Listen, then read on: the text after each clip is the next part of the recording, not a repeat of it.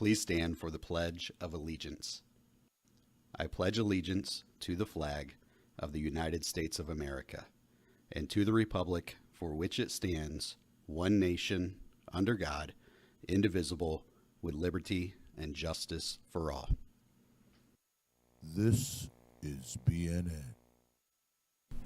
Good morning, Bears. Today is Friday, November 21st. I'm Dom Lanningham. It's Double Blue Friday. That's my line. It is Double Blue Friday here at 3140. I'm Dom Lanningham. And I'm Susie Cuellar, here with your BNN ready to go. So, Dom, what's going on today in Berlin this Friday? Well, first up, we have Fishbowl Friday. Every teacher with a third period class has their name in this fishbowl. We will pick a name, and at the end, and that teacher has to call by the end of Principal's Corner and call to extension 3946. Today's special winner is Mr. Moore. Please call in to be entered to a donut raffle party. Now let's hear more from Mr. Jagger in Principal's Corner.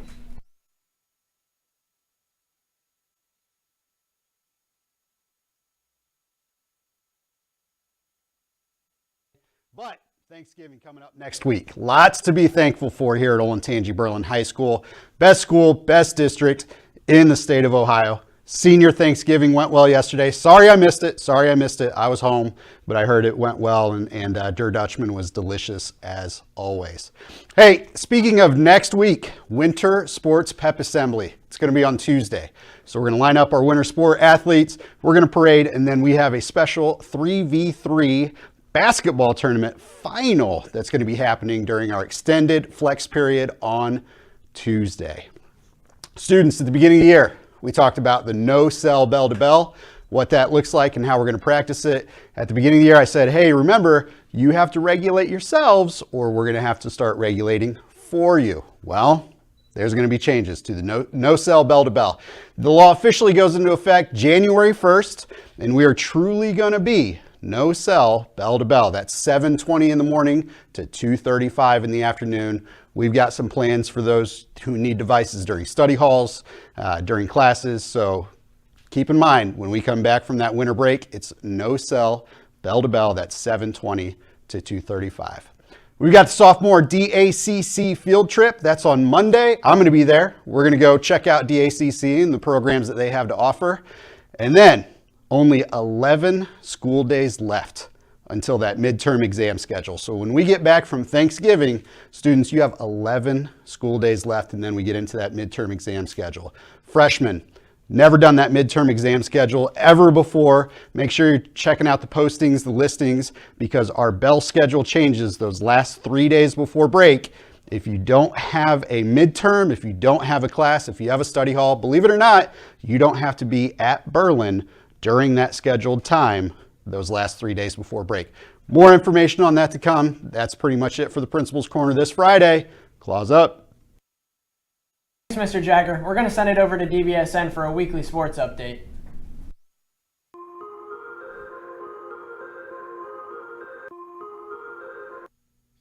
Happy Double Blue Friday, Bears. I'm Ian Miller. And I'm Jack Carter. Welcome to DBSN. Ian, what's going on in the sports world?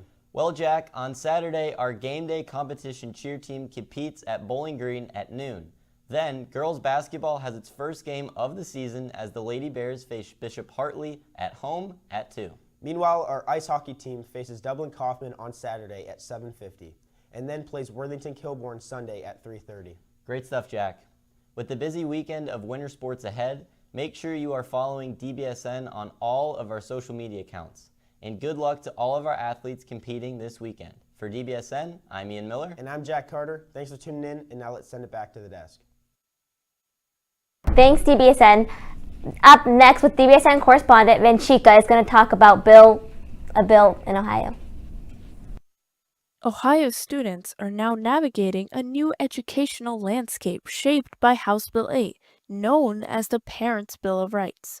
Signed into law by Governor Mike DeWine on January 8, 2025, the legislation mandates that public schools notify parents about significant changes to their child's health, well-being, or instructional content, including topics related to sexuality. This is just an opportunity to kind of not really even pull back the veil, but make sure that we're explicit in what we're expressing to parents and what we're learning. The new law has also affected how materials are reviewed and approved. So in my particular role, I work in literacy for the district.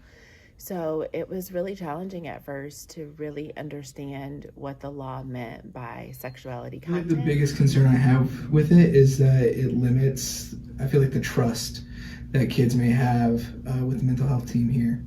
For some students, House Bill 8 feels less like protection and more like exposure. A person's gender identity, sexuality, and pronouns are personal. They're private, and they shouldn't be exposed out to the public like that. Learning and understanding who you are as a person is really important. It's actually a very big part of high school developmentally, but I think it will probably end up doing more harm than it will good. House Bill 8 also includes a religious provision allowing students to leave school for off-campus faith instruction.